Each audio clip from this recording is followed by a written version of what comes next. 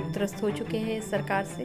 MP की तो definitely एक लहर है कांग्रेस के पक्ष में, और वो यही नहीं है, वो तेलंगाना में भी है, वो छत्तीसगढ़ में भी है और वो राजस्थान में भी है। याद होगा जब 375 का होता था, स्मृति ईरानी जी कैसे जाकर के ढोल बजाने लगती थी और शिकायत करने लगी। आज 1100 का सिलेंडर है। राहुल जी इतना चल के गए हैं 100 किलोमीटर, ऐसे ही नहीं गए, उन्होंने गरीबों को गले लगाए, उन्होंने गरीबों के दुख को समझा। बिल्कुल 140 सीटें तो आनी है जी। एमपी का जो दौरा लगा है तो निश्चित रूप से ये चुनाव चल रहे हैं, तो चुनाव में हमारा ये पार्टी का पदाधिकारी होते हुए, एक कार्यकर्ता होते हुए हमारा ये दायित्व होता है कि हम अपना योगदान दें, जाकर के वहाँ पर अपनी पार्टी की नीतियों के बारे में लोगों को अवगत कराएं, और उससे भी अधिक जो अभी तक जो हाल हुआ है इस प्रदेश का, जो रूलिंग डिस्पेंसेशन है उसकी तरफ से जो भाजपा ने जो किया, तो उसके बारे में लोगों को बताना। तो यही मेरा एक उद्देश्य है यहाँ पे आने का। विचार विभाग से हैं आप, और कई और राज्य भी आपने घूमे हैं और आप गए भी हैं, तो एमपी चुनाव और अन्य राज्यों के चुनाव में आपको क्या लगता है कि क्या इस बार जी देखिए, अगर हम इसकी तुलना करते हैं तो डेफिनेटली कई ऐसे स्टेट्स हैं जिनमें बहुत एक लहर है, और यहाँ पर भी लोग चाहते हैं, अब लोग त्रस्त हो चुके हैं इस सरकार से।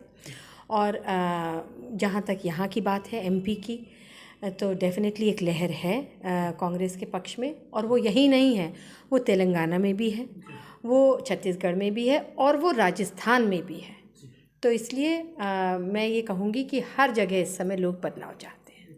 अगर एमपी चुनाव की हम बात करें, आप एमपी आए हैं, तो एमपी का जो वचन पत्र है कांग्रेस का, तो उसमें आपको क्या कुछ चीज़ें ऐसी हैं जो महिला, बुजुर्ग और युवा वर्ग के लिए बिल्कुल, मतलब आगे जी बिल्कुल बिल्कुल, उसमें बहुत चीज़ें ऐसी हैं, माननीय कमलनाथ जी ने उसमें हर वर्ग के लिए बहुत सोच विचार करके जो उसको बनाया है घोषणा पत्र को।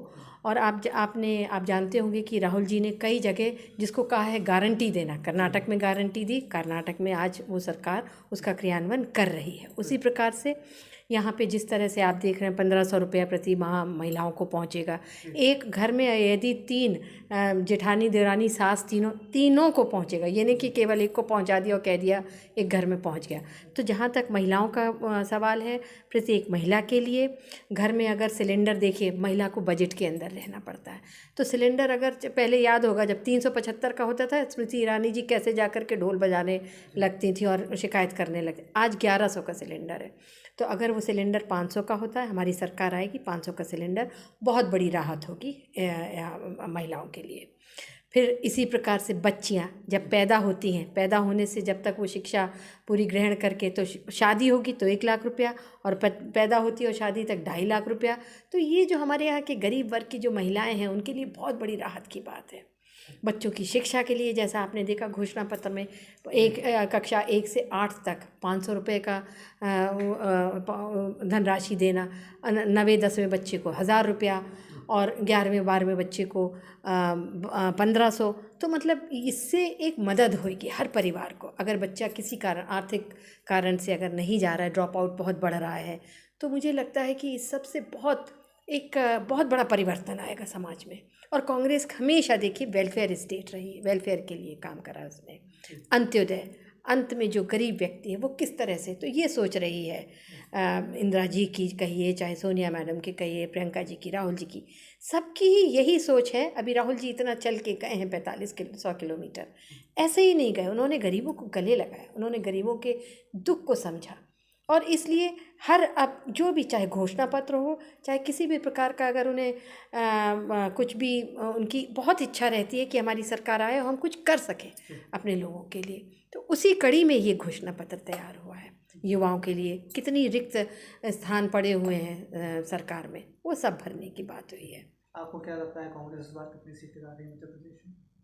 जिस तरह की मैं लहर देख के आई हूँ पूरे प्रदेश में, एक बयार सी बह रही है एकदम।